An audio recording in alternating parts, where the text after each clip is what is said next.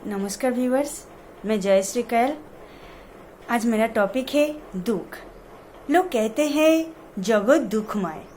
दुख किसका जीवन में नहीं है? देखा जाए तो हमारा सबका जीवन में दुख है, दुख में भरा हुआ है। किसी न किसी कारण में सब लोग दुखी है। तो आओ हम देखते हैं कि ये दुख का कारण क्या है और इस दुख की निवारण के उपाय भी क्या है। जब हम जान पाएंगे कि ये दुख का कारण क्या है, तब हम इसका निवारण का उपाय भी ढूंढ लेंगे। योग वशिष्ठ कहते हैं कि आदि और व्याधि ये दो टाइप का दुख के कारण होता है। आदि जो है माइंड रिलेटेड, मन संबंधित, और व्याधि जो हमारे शरीर संबंधित। जो आयुर्वेद कहते हैं जो व्याधि है वो 3 चीज के कारण होता है। एक पहला नंबर कफ, वात और पित्त। ये तीनों चीज से हमारे शरीर में अगर इम्बैलेंस हो गया तो हमारे शरीर रोगग्रस्त होता है। तो इसका कारण में आयुर्वेद में इसका निर्मूल का बहुत सारे उपाय भी दिया हुआ है। अगर हम ठीक तरीके से हमारा जीवन व्यतीत नहीं करते हैं तो उसी के कारण भी शरीर दुखग्रस्त रोगग्रस्त होते हैं। रोगग्रस्त होने का कारण एक से दूसरे पर्सन को भी दुख की ट्रांसफर हो जाता है। और योग में पंचशीत मीन्स 5 लेयर है। अन्नमय, प्राणमय, मनोमय, विज्ञानमय और आनंदमय कोश। ये जो 5 लेयर है एक दूसरे के साथ जुड़ा हुआ है। जब एक लेयर में कुछ गड़बड़ होते हैं तो दूसरे लेयर में उसी का प्रभाव पड़ते हैं। अगर हमारे मन में कुछ गड़बड़ चल रहे तो उसी का प्रभाव प्राणमय कोश में पड़ेगा। तब हमारे प्राण जो है उसका ब्रीदिंग शॉर्ट होगा, कभी बहुत फास्ट होगा, तो उसी का असर हमारे शरीर पर पड़ेगा। तो इसी तरह रिलेटेड होता है। तो पहले हम ढूंढते हैं कि मन का व्याधि कहाँ से आता है, मन किस कारण की वजह से दुखी होता है। पहले अगर इसको ढूंढ लेंगे तो व्याधि को भी शायद हम कुछ तरीके से हटा भी सकते हैं। तो आओ ढूंढते हैं कि मन का क्या कारण है कि वो दुखी रहेगा। अकॉर्डिंग टू पतंजलि योग सूत्र, वहां पर कहते हैं कि चित्त वृत्ति निरोधा की बात किया है। चित्त में मीन्स मन, वृत्ति मतलब मन का काम, निरोध मीन्स पूरा तरीके से अबद्ध हो जाना, रुक जाना। तो अगर एक वृत्ति की बात बोले हैं, जो चित्त की अगर वृत्ति अगर निरोध हो जाए तो हमारे कोई भी व्याधि रहेगा ही नहीं। तो अब पहले ये तो जानना चाहिए कि चित्त की वृत्ति क्या है। यहाँ से सारे तैयार होता है हमारे मन का एक के बाद एक कोई गड़बड़। तो पहले ये वृत्तियां हम जान लेते हैं। तो वहां पर उन्होंने क्या है, प्रमाण, विपर्य, विकल्प, निद्रा, स्मृति, ये 5 वृत्ति की बात कहा है। फिर उन्होंने ये भी कहा कि ये जो पंचवृत्तियां क्लिष्टा, पंचवृत्तियां जो है ये 5 अच्छा भी है और बुरा भी है। जो ये 5 वृत्तियां जो है प्रमाण, पहला नंबर है प्रमाण। हमारे मन कोई भी चीज का प्रमाण ढूंढते रहते हैं। प्रमाण कैसे मिलेगा? यहाँ पर भी योग सूत्र में कहते हैं कि प्रत्यक्षानुमानागम प्रमाणानि 1/7 नंबर सूत्र है ये योग सूत्र की। प्रत्यक्ष मीन्स जब हम हमारे पंच ज्ञानेंद्रिय चक्षु, कर्ण, नासिका, जिह्वा और त्वक, ये 5 ज्ञानेंद्रियों के दौरान हम अगर कोई भी चीज को देखते हैं, अनुभव करते हैं, तब उसको प्रत्यक्ष बोलेगा। जब हम प्रत्यक्ष कोई चीज को अनुभव करेंगे उसके बाद अनुमान करेंगे कि ये अनुमान मतलब हम उस चीज को कुछ मन में अनुमान करते कि ये हो सकता है। कुछ हमारी पिछले का स्मृतियों के दौरान हम उसको अनुमान करते हैं कि ये चीज हो सकता है। आगम आगम होता है अगर हम कुछ चीज पहले झेल चुके हैं, कहाँ पर कुछ पढ़ाई कर चुके हैं जो हमारे स्मृतियों में है, ऐसा कोई चीज को अगर हम उसके साथ रिलेटेड करके उसी को आगम बोलते हैं। तो ये तीनों चीज के दौरान हम प्रमाण को ढूंढते हैं। तो इससे क्या होता है, जब हम कोई चीज सपोज कोई न्यूज हमें को मिली है, चाहे वो सत्य हो और ना हो, उस न्यूज के बारे में हम सोचते हुए उसी में कुछ अनुमान लगा लेते हैं। अरे ये होने वाला है तो इसमें इतना ज्यादा लोग मरने वाला है, हम पता नहीं हम जिएंगे नहीं जिएंगे, तो एक डर पैदा हो जाता है।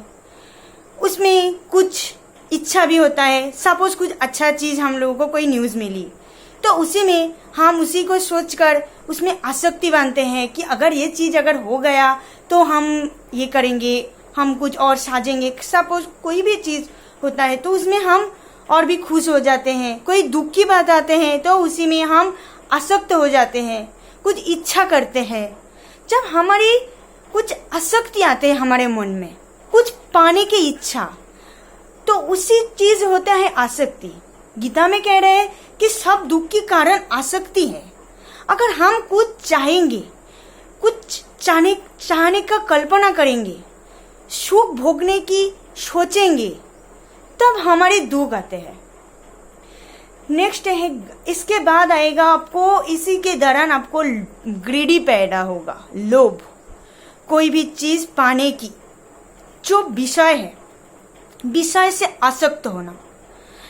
एक्चुअली ऐसा तो है कि हम कोई भी विषय और वस्तु कभी सुख नहीं दे सकते। हो सकता है आपको लग रहा है कि वो तो सुख तो दे रहे हैं हमें को, जैसे कि आपको खाने का बहुत इच्छा करता है, आप बहुत खाना पसंद करते हो, कितनी टाइम आप खाओगे? जो चीज आपको सबसे पसंद आते है वही खाना अगर आपको दिया जाए तो एक टाइम के बाद और खा नहीं पाओगे। जो चीज आपको सुख देगा वही चीज आपको दुख देंगे। तो लोभ वशवर्ती होकर सब चीज अहम भाव के दौरान अपना बोलकर सब चीज अपना करके रखना, यही तो दुख के कारण है। सोचकर देखिए, स्वयं विचार कीजिए। नेक्स्ट, इसके दौरान अगर किसी को हम अच्छा सुख भोगने का प्रयास करते हैं तो उसी में से किसी को अगर कोई और पर्सन उसी सुख को भोग रहा है और हम उस सुख से वंचित है, तो उस टाइम ऐसा प्रतीत होता है कि वो जो सुख वो पर्सन भोग रहे हैं उसी के लायक हम भी है। तो उसी के ऊपर जलासी होगा कि हमने क्यों नहीं पाया, उसने पा ली, हम नहीं पा सका। तो इसके दौरान हमको उसके प्रति एक जेलासी भाव आएगा और ये जेलासी भाव और भी बहुत कुछ पैदा करेगा, हिंसा पैदा करेगा, उसको प्रतिशोध लेने का भाव पैदा करेगा। एक की बाद एक जो आपको दुख देगा, सुख से वंचित रखेगा, ऐसा कुछ पैदा करते रहेंगे और फिर आप सुख से धीरे धीरे दूर चले जाएंगे। नेक्स्ट है पछतावा, और इसके बाद आपको इसके साथ आपको पछतावा भी होगा जब उस चीज को पाने के लिए आप प्रयत्न करते रहोगे और आपको नहीं मिलेगा तो पछतावा तो होगा। और कुछ पाया और कुछ गलती हो गया अपना से, किसी से कुछ बोल दिया और फिर उसको बोलने के बाद मुख से एक बार कोई बात निकल गए तो और वापस नहीं आ सकता। तो इसी के कारण कभी कभी किसी को पछतावा भी होता है। तो अनुमान करके अगर किसी को कुछ हम कह दिया और वो नहीं हुआ उस पर्सन को, तो हमारे अंदर भी पछतावा होगा, हमें को भी दुख होगा। और जिस पर्सन को हम बोला कि इस चीज को आपको हो सकता है तो उसी को भी दुख होगा। तो ये सब कारण है एक एक दुख की। नेक्स्ट है रॉन्ग नॉलेज। रॉन्ग नॉलेज, विपर्य को रॉन्ग नॉलेज बोलते हैं। कभी कभी हम हमारे ईगो की वजह से, मैं थोड़ी पहले ये कह दिया कि हमारी अंदर अहम भाव की वजह से हम कभी कभी कुछ देख नहीं पाते हैं, कुछ सच को जान नहीं पाते हैं। हम प्रमाण मिलने के बाद भी उसी चीज को हम दूसरे तरीके से उसको हमारे ढंग से उसको समझाकर उसको गलत साबित करते हैं, गलत चीज को सही साबित करने का प्रयास करते हैं। तो ये होता है रॉन्ग नॉलेज। और रोज कोई ऐसे रॉन्ग नॉलेज की वजह से हम कंटिन्यू कुछ ना कुछ गलत चीज में भटकते रहते हैं। तो ये रॉन्ग नॉलेज इसमें भी है, जैसे कि हम पंचक्लेश की बात करेंगे अगला वीडियो में, वहां ये आएगा कि अविद्या की बात। अविद्या में आप आत्मा और शरीर को एक मान लेते हैं। जो शरीर वो है प्रकृति है और जो आत्मा है वो पुरुष।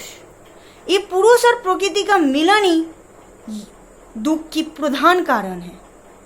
हम अपना शरीर को किसी भी तरीके से भगवान दिए हो, चाहे उसको सूरत नहीं बनाया, उसका कोई अंग नहीं है, किसी भी कारण की वजह से हो सकता है, तो ये चीज की वजह से भी हम कभी कभी दुखी बन जाते हैं। क्योंकि ये हमारा रॉन्ग नॉलेज है कि हम सोचते हैं कि ये जो शरीर है यही आत्मा है, यही सब कुछ है।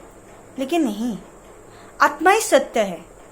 आत्मा की जो ज्ञान है वही सत्य है। नेक्स्ट है विकल्प।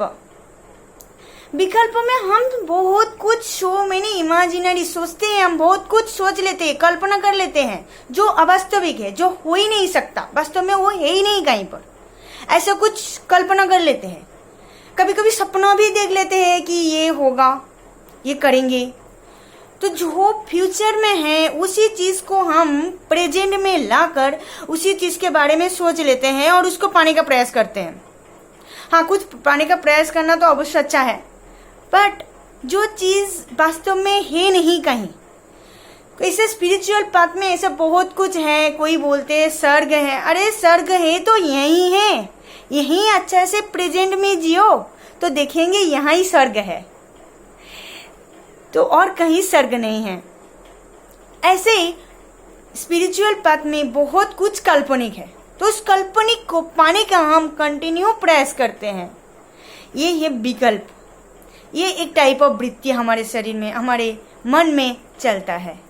नेक्स्ट है स्लीप, निद्रा।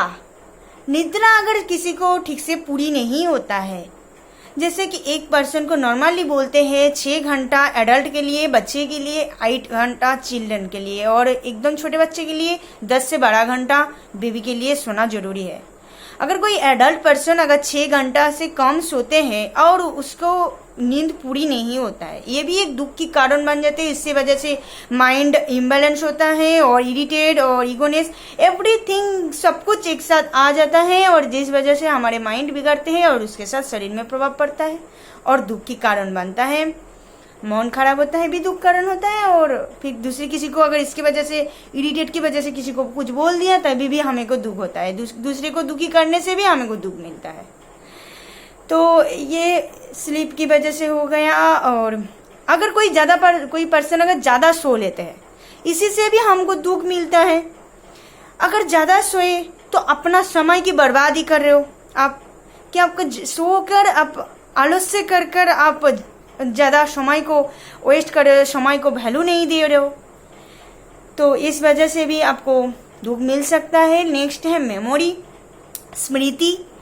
स्मृति आप ये स्मृति से हम बाद में क्लेश के अंदर एक अभिनिवेश होता है। जैसे कि हम कोई पिछले जन्म की अगर किसी का स्मृति रह जाता है कि हम इस तरह मरे थे, तो हम इस वजह से डरते हैं। तो हमारे जो डरपन पैदा करता है किसी भी चीज का, और सबसे हर एक प्राणियों के अंदर यही तो है कि मरने से डर है। हर एक पर्सन को मरना तो एक दिन है ही, लेकिन वो पहले से आज से अगर मरने का डरे तो ये तो गलत बात है। और इसी वजह से वो हर टाइम डरपन रहेगा और उसी वजह से उसको ठीक से वो सुख को भोग नहीं पाएगा। जब सुख को भोग नहीं पाएगा ऑब्वियसली उसी पर दुख ही मिलेगा।